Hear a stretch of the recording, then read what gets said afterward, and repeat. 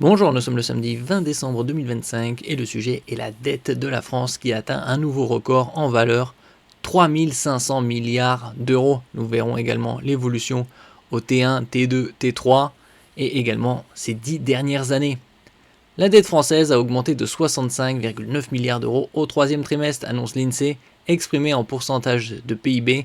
Elle est la troisième de l'Union européenne, derrière la Grèce et l'Italie. En termes de pourcentage, on est ici à 117,4% au troisième trimestre 2025. On se rapproche des 120%. N'oubliez pas de vous abonner pour plus de news nationales, européennes et internationales sur ce monde merveilleux dans lequel nous vivons. Quand Macron a été élu pour la première fois en mai 2017, il y a déjà 8 ans et demi, la dette était à 2200 milliards d'euros environ. Donc elle a augmenté de 1300 milliards et il reste encore un an et demi jusqu'à la fin de son deuxième mandat. La dette publique française s'établissait à 3 482,2 milliards d'euros à la fin du troisième trimestre, un nouveau record en valeur. Bien évidemment, à la fin de l'année 2025, ça dépassera les 3 500 milliards. Cela représente 117,4% du produit intérieur brut, PIB, après 115,7% au trimestre précédent, annonce ce vendredi 19 décembre l'INSEE, ce qui en fait la troisième de l'Union européenne derrière la Grèce et l'Italie. L'Italie qui a vu son score auprès des agences de notation augmenter. Ils arrivent à réduire la dette. La dette a augmenté de 65,9 milliards d'euros entre juillet et septembre, après une hausse de 70,9 milliards au trimestre précédent, ajoute l'Institut national de la statistique. La hausse trimestrielle pour 58,1 milliards d'euros de l'État contre plus 64,3 milliards au deuxième trimestre. La dette de l'État représente 2845,7 milliards d'euros au total. Ces chiffres sont publiés alors qu'une commission mixte paritaire de députés et de sénateurs doit se réunir ce vendredi pour tenter d'aboutir à un compromis sur le projet de budget de l'État pour 2026. Une loi spéciale sur le budget? Si elle échoue, ce qui semble probable, l'option privilégiée par le gouvernement est une loi spéciale, texte technique permettant de prolonger début 2026 le budget 2025, au moins pour percevoir les impôts, avant de se réatteler à la confection d'un budget en bonne et due forme dans les semaines suivantes. Mais cette mesure pèserait encore sur les finances publiques. Selon l'Observatoire français des conjonctures économiques, OFCE, ce régime exceptionnel, s'il était appliqué sur l'année 2026 tout entière, ferait perdre 6,5 milliards d'euros de recettes à l'État tout en réduisant les dépenses de 3 milliards. Une loi spéciale aboutirait à un déficit nettement supérieur à ce qui est souhaitable, a aussi estimé ce vendredi le gouverneur de la Banque de France, François Villeroy de Galhau, sur France Inter.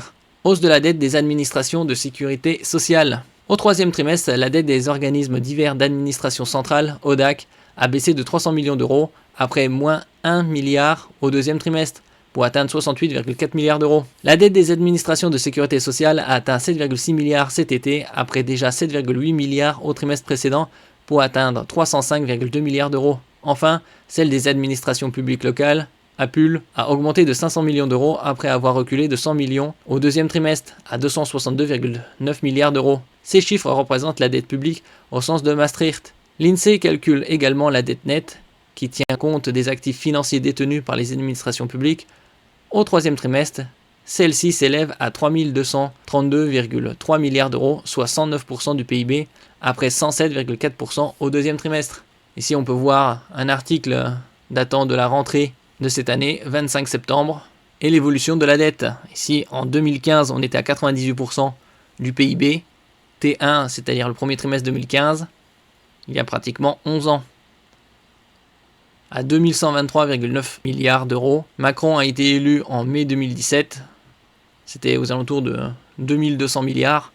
Et là, on est au T3 à quasi 3500 milliards. Au T4 2025, on sera à plus de 3500 milliards de dettes. On voit ici par exemple T1 2025, 113,9% à 3345,4 milliards. T2, 3416,3 milliards, 115,6%. Et ici, le T3, 3482,2 milliards à 117,4%. Donc bien évidemment, au T4, on se rapprochera des 120%. Il est probable qu'à la fin du mandat de Macron, on atteigne les 4000 milliards d'euros de dette. Puisque comme on peut le voir ici, entre T1 et T2 2025, c'est plus 70 milliards. entre T2 et T3, c'est plus 65 milliards environ. Donc on peut dire qu'on sera au T4 2025 à 3550 milliards. Donc avec une évolution à peu près de tous les trimestres de 70 milliards. Donc 4 x 7, 28, 280 milliards, 300 milliards par an. Et comme il reste 1 an et demi avec Macron, on peut tabler aux alentours de 4000 milliards à la fin de son mandat en mai 2027. Merci pour votre écoute et à la prochaine.